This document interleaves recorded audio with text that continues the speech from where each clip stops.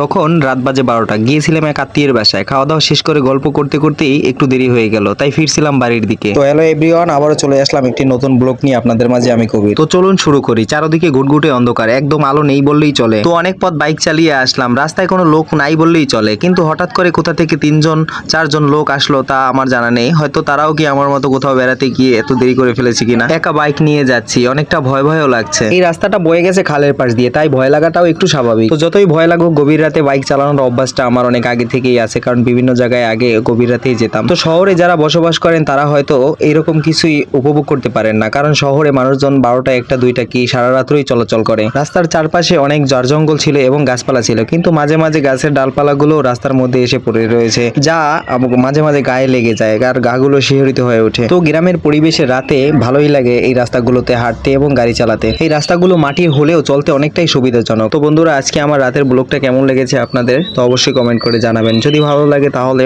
Comment করে জানাবেন। অবশ্যই এই ধরনের ব্লগগুলো নিয়ে আবার সামনে আপনাদের সাথে দেখা হবে। তো ভিডিওটা এখানেই শেষ নয়, কন্টিনিউ করতে থাকুন, সামনের দিকে আরো কিছু দেখা যাবে।